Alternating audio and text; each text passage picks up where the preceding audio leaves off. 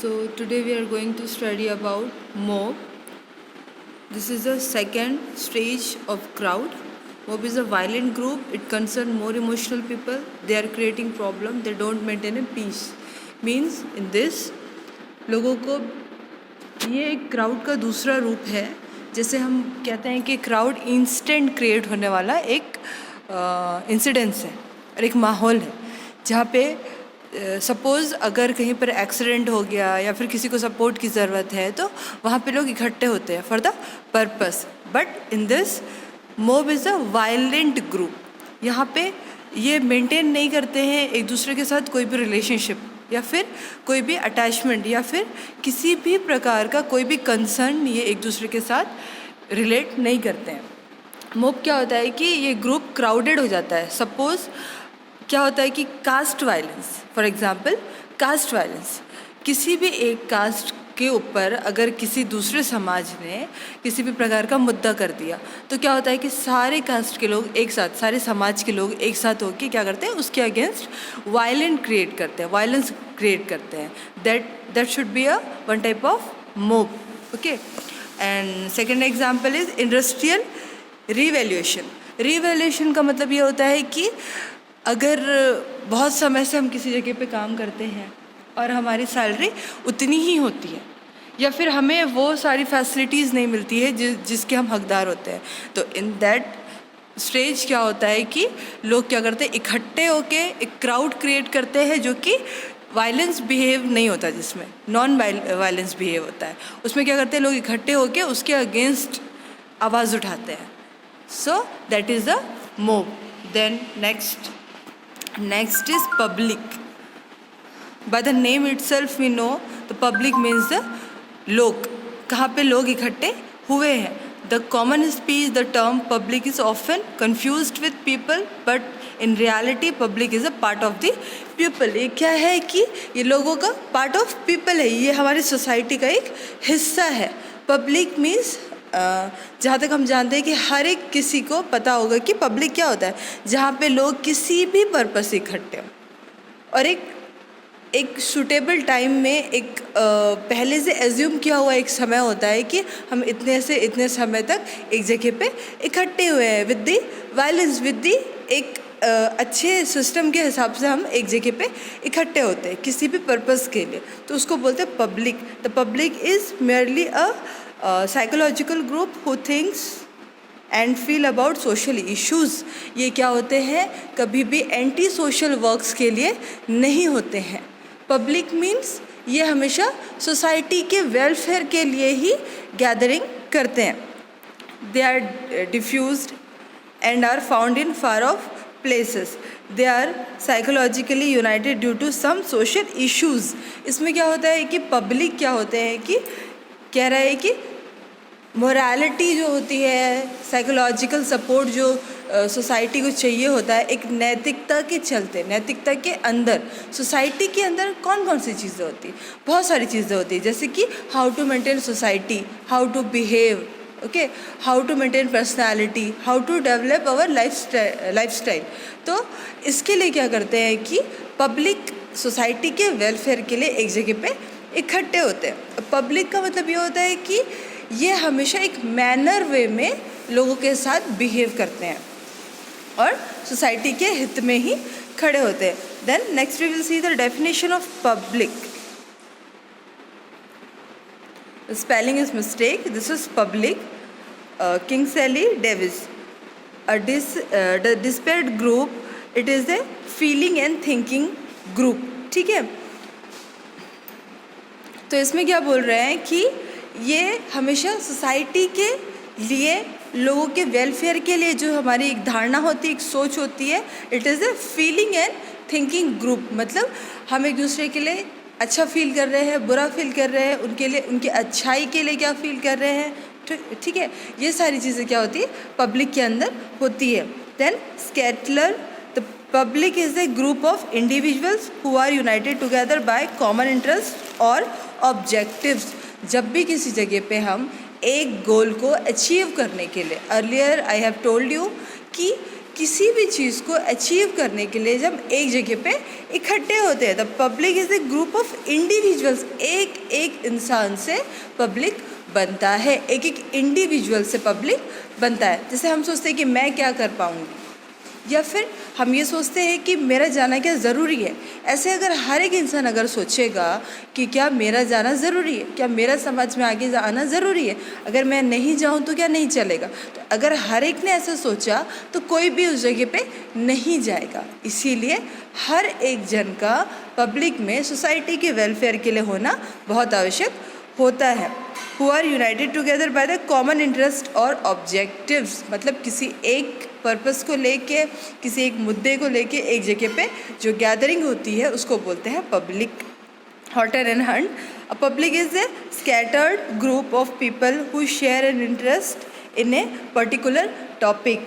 जैसे कि मैंने पहले भी आपसे बोला है कि किसी एक मुद्दे को लेके, है ना, सोसाइटी क्या है, सोशल वेलफेयर को लेके हमेशा रहती है। समाज क्यों बना हुआ है? समाज बना हुआ है कि हम अपने समाज को कैसे आगे लेके जाएंगे। वो हमारा होम प्लेस भी हो सकता है, हमारा वो रिलीजियस सोसाइटी भी हो सकता है, हमारा मोहल्ला हो सकता है, हमारा घर हो सकता है। सब कुछ क्या है, सोसाइटी के अंदर आता है। तो हम एक group of people who share an interest in a particular topic, मतलब हमारे समाज में क्या चीज़ गलत हो रही है और किस चीज़ को नहीं होना चाहिए, ये सारे टॉपिक्स होते हैं। या फिर हम सोचते हैं कि हम अपनी सोसाइटी को कैसे और ज़्यादा अच्छा बनाएं और कैसे इस्टेब्लिश करें, है ना। ये सारे टॉपिक्स को लेके, उनके वेलफेयर को लेके, उनकी अच्छाई को लेके, उनकी सारी अच्छी चीज़ों को लेके हम एक जगह पे जो गैदरिंग करते हैं उसे कहते हैं पब्लिक। कैरेक्टरिस्टिक्स ऑफ पब्लिक, जब हमने पढ़ा कि पब्लिक क्या है तो हमें जानना भी ज़रूरत है कि इनके कैरेक्टर क्या होते हैं, कि पब्लिक कैसे होते हैं, किस टाइप के ये बिहेव करते हैं और इन्हें कैसे सोसाइटी में रहना है। Public is A disposed group. Disposed group है मतलब इसके आगे कोई बॉन्डेज नहीं है। पब्लिक जहाँ पे गैदर्ड है तो लोगों को उनके बारे में, उनकी बातों को सुनना पड़ेगा, बिकॉज वे लोग एक जगह पे इकट्ठे एक पर्पस को लेके, एक टॉपिक को लेके ही हुए हैं। It is a psychological group, it thinks, feels and experience certain common things, क्योंकि ये भलाई के लिए ही सोसाइटी में ग्रुप बना हुआ होता है। In public all people do not have unanimous opinion, मतलब एक जैसा ओपिनियन नहीं होता है पब्लिक में। सब अपने अपना क्या करते हैं, ओपिनियन शेयर करते हैं और उसके बाद एक लास्ट में रिजल्ट निकलता है कि क्या सोसाइटी के लिए अच्छा होगा और क्या बुरा होगा। ठीक है। The members of the public communicate each other through mass media. तो हम सबसे बड़ा एग्जाम्पल ये है कि आज हम व्हाट्सएप यूज़ करते हैं, इंस्टाग्राम यूज़ करते हैं, है ना, फेसबुक यूज़ करते हैं। तो क्या ये मास मीडिया है?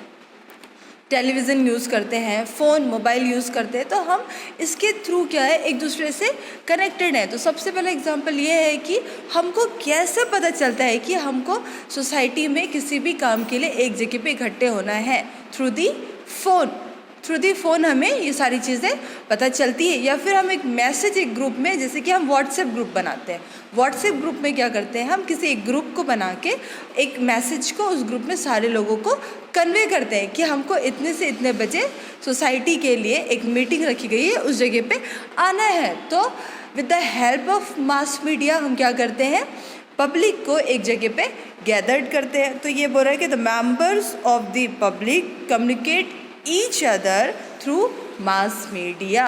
मास मीडिया आज इतने आगे है कि हम एक दूसरे से कनेक्ट होते हैं और उसके थ्रू हमें बहुत हेल्प मिलती है कि हम कैसे पब्लिक को एक जगह पे गैदर करें। Then public is an organised group. ये पहले हमने पढ़ा है, अर्लियर भी आई हैव टोल्ड यू कि ये this is the organised group. Organised group का मतलब ये होता है कि ये एक मैनर वे में चलने वाला प्रोसेस है। मैनर वे में चलने वाला प्रोसेस है मतलब हमको पता है कि हमको अच्छी चीज़ों को ही समाज में आगे लेके जाना है, सोसाइटी की अच्छाई के लिए। तो लोग यहाँ पे क्राउड के जैसे, मोब के जैसा बिहेव नहीं करते हैं। पब्लिक यहाँ पे एक सहनशीलता के साथ, एक मानव अधिकार के साथ एक जगह पे इकट्ठी होती है और अपनी एक सोसाइटी की अच्छी चीज़ के लिए अपने ओपिनियंस को, आइडियाज़ को, इन्फॉर्मेशंस को और अपने एक्सपीरियंस को शेयर करते हैं। ठीक है। There is no personal contact in public. Personal contact public में इसलिए नहीं होता क्योंकि ये गैदरिंग ऑफ पीपल है। It may be hundreds of people, it may be ten peoples, it may be thousands of people. एक मोटो के लिए बहुत सारे लोग एक मैनर वे में इकट्ठे हुए हैं, तो हर एक जन एक दूसरे से कंसल्ट नहीं कर पाता। Then next we will see the audience. This is the time of audience as there are meeting all over including classrooms, public meetings, etc. Okay, this is also a psychological important group. It is a group that sees, listens and thinks. They follow some rules and regulations. Rules and regulations को follow करना मतलब audience means क्या होता है कि suppose एक जगह में एक प्रोग्राम को ऑर्गेनाइज किया गया है और ये एक रिलीजियस प्रोग्राम है या फिर एक सामाजिक प्रोग्राम है, तो इसमें क्या होता है कि लोग, this is also a psychological important group, मतलब सब एक दूसरे से मानसिक रूप से जुड़े हुए हैं। ठीक है, they follow some rules and regulation. बिना रूल रेगुलेशंस के ये इस ग्रुप को नहीं मेंटेन करते हैं। ऑडियंस मीन्स क्या होता है? ऑडियंस मीन्स एक दो तीन चार लोग एक जगह पे एक प्रोग्राम को कंडक्ट कर रहे हैं, जिसको सुनने के लिए बहुत सारे लोगों की एक भीड़ इकट्ठी होती है। तो हमको पता है कि हमको किस रास्ते से अंदर जाना है हॉल के अंदर, किस रास्ते से हॉल के बाहर जाना है। ठीक है, हमको एक शांति बना के रखना है। अगर सामने से क्वेश्चंस अराइज होते हैं तो हमको हाउ टू आंसर, हमको कैसे आंसर करना है। हमारे अंदर अगर कोई सा भी क्वेश्चंस को लेके अगर भी किसी प्रकार का डाउट है तो हमको उस चीज़ को कैसे पूछना है। तो ये है, this is one type of gathering of people, जिसको कहते हैं हम लोग audience.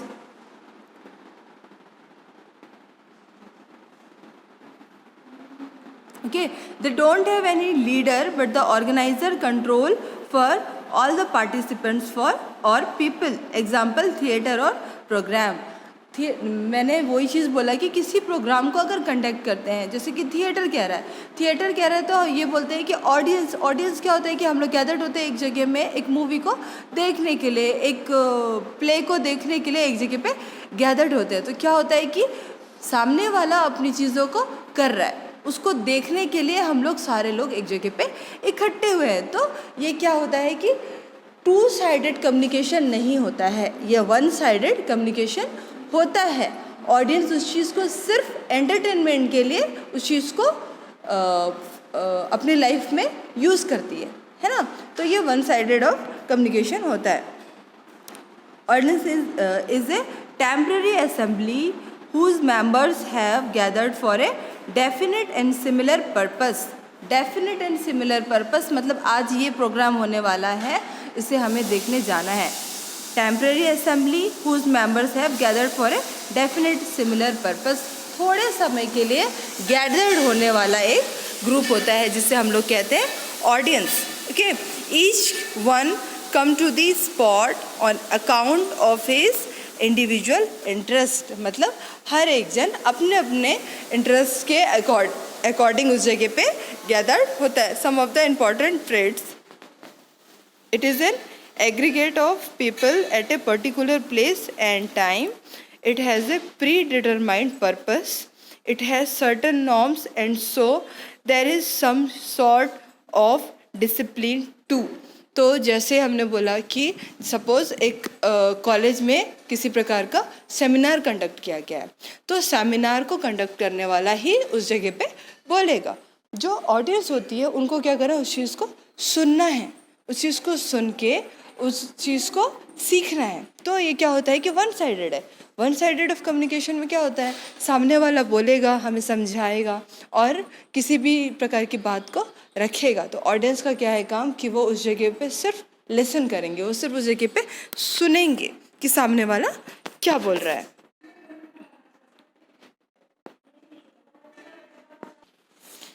So next we will see the social interaction and social process. Social interaction and social process हम इसलिए पढ़ रहे हैं कि हमने ऑडियंस, क्राउड है ना, सोसाइटी, हर चीज़ के बारे में पढ़ा। तो हमें ये जानना बहुत ज़रूरी है कि सोसाइटी में हम एक दूसरे से कैसे इंटरेक्ट करते हैं, एंड सोशल प्रोसेस कि कैसे सोसाइटी प्रोसेस करती है, कैसे सोसाइटी बढ़ती है, किन किन माध्यमों से सोसाइटी में उन्नति होती है, प्रोग्रेस होता है। ठीक है। So man is a social cultural being and society is necessary for man. Society एक इंसान को, उसकी पर्सनालिटी को, उसकी लाइफ थ्रेटनिंग कंडीशन को, उसके हर एक चीज़ को, उसके मेंटल स्टेटस को, हर एक चीज़ को ग्रोथ करने के लिए सोसाइटी बहुत इम्पॉर्टेंट है। सोसाइटी इसलिए इम्पॉर्टेंट है क्योंकि हम सोसाइटी में ही रह के सीखते हैं कि हमको कैसे बिहेव करना है, और सोसाइटी में ही रह के हम सीखते हैं कि हमको कैसे रहना है। हमें नहीं पता होता कि जब हम स्कूलिंग करते हैं उस टाइम में हमें नहीं पता रहता है कि आगे चल के कौन कौन सी चीज़ें हमारी लाइफ में आने वाली है।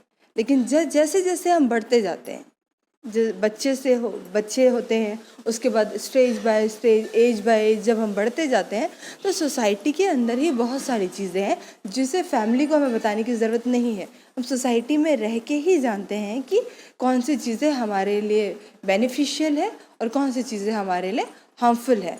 कि इसलिए सोसाइटी हमारे लिए, प्रत्येक इंसान के लिए बहुत ज़रूरी होती है। Then they always live in various groups and association. Various group and association मतलब यहाँ पे हर एक जाति के लोग रहते हैं, हर एक एज के लोग रहते हैं, ओके, हर एक कास्ट के लोग रहते हैं, हर अलग अलग फंक्शंस को हम सेलिब्रेट करते हैं, अलग अलग कल्चर को हम सीखते हैं, अलग अलग भाषाएं हम सुनते हैं, बोलते हैं। तो वेरियस सोसाइटी से मिलके ये बनी होती है। As member of this group they act and behave in a certain manner.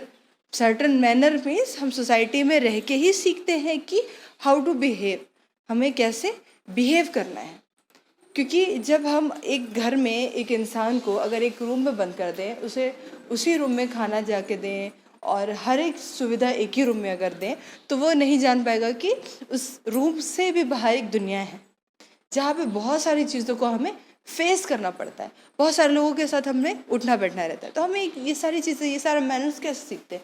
ये सारा मैनर्स हम अपनी सोसाइटी से सीखते हैं, हम अपने नेबर से सीखते हैं, हम अपने फैमिली मेम्बर से सीखते हैं। Then next we will see this behaviour of individual is affected by the behaviour of others, है ना। हम वही चीज़ मैंने बोला कि हम this behaviour of individual is affected by the behaviour of others, कि हम सामने वाला अगर वायलेंट बिहेव कर रहा है तो हम समझ जाते हैं कि वो गुस्से में। सामने वाला बहुत स्वीटली बिहेव कर रहा है मतलब हम समझ जाते हैं कि उसका मूड अच्छा है। तो वो सब चीज़ हम कैसे सीखते हैं? उस सारी चीज़ को हम सीखते हैं जब हम सोसाइटी के अंदर होते हैं, और उसके बाद हम लोग ये भी सीखते हैं कि सामने वाले के अकॉर्डिंग हमको कैसे बिहेव करना है। अगर सामने वाले ने हमें बुरा बोला है तो हम उसके अगेंस्ट हमें क्या रिप्लाई करना है, और कोई हमसे मैनर में बात कर रहा है तो हम उसके अकॉर्डिंग हमको कैसे रिएक्ट करना है, वो सारी चीज़ें हम सोसाइटी के अंदर सीखते हैं। This interaction is essential of social life, हमारी सोशल लाइफ के लिए बहुत ज़रूरी है। अगर हमारे अंदर सोशल इंटरेक्शन नहीं होगा तो हम किसी भी चीज़ को नहीं जानेंगे, हम नहीं जानेंगे कि लाइफ क्या है। जब हम इंटरेक्ट ही नहीं करेंगे तो हमारे फ्रेंड्स नहीं बनेंगे। हम जॉब प्लेस में होंगे, हम कॉलेज में होंगे, हम स्कूल में होंगे, हम सोसाइटी में होंगे, हम फैमिली में भी हमारा एक नेचर होता है कि हम सारे लोगों के साथ घुल मिल जाते हैं, सारे लोगों की प्रॉब्लम को समझते हैं, सबके साथ उठते बैठते हैं। ये सारी चीज़ें हमारे सोशल बिहेवियर के अंदर आता है। और ये सारी चीज़ें हम कब सीखते हैं, कब करते हैं? जब हम इंटरेक्ट होते हैं अदर्स के साथ। जब तक आप इंटरेक्ट नहीं होंगे तो सामने वाले को भी ये लगेगा कि सामने वाला हमसे बात ही नहीं करता तो हम उससे क्यों बात करें। तो कभी हमें किसी चीज़ की ज़रूरत हो, कोई नॉलेज हो, वट जो भी चीज़ हो, ये सारी चीज़ें कब होगी? Under the interaction.